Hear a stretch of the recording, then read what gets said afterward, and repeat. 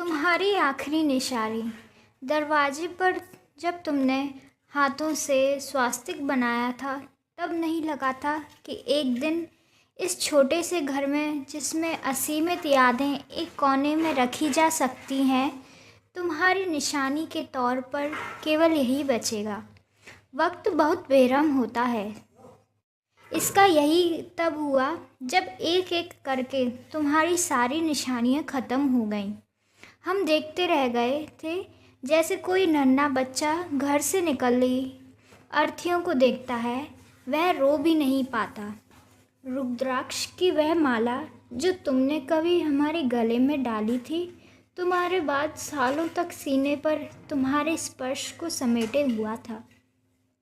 जैसे तुम ही थी लिपटी हुई सबसे खूबसूरत तोहफा था तुम्हारा।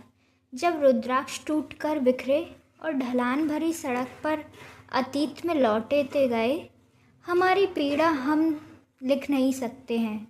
तुम्हें ऐसा लगा जैसे हर रुद्राक्ष के जाने के साथ एक और बार हमने तुम्हारा जाना देखा। तुम्हारी फ़ोटो वाली वह कॉफ़ी कप उस रोज़ टूट गई जब हम अपनी खराब कलाई का दर्द नहीं सह सके थे। साहिबा उस रोज़ गर्म कॉफ़ी पाँव को जला रही थी, पर सीने की जलन कहीं अधिक थी।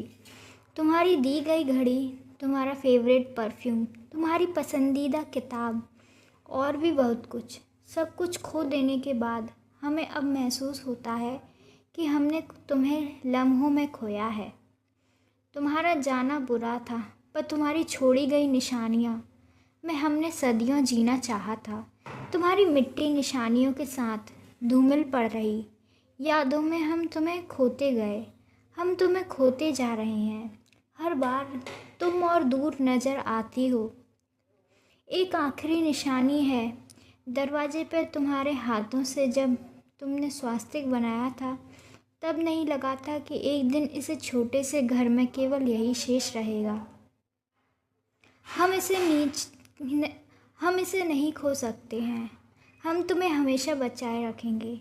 एक हिस्से में दरवाजे से भीतर आते हुए ऐसा लगता है कि तुम वहीं खड़ी हो और मुस्कुरा रही हो।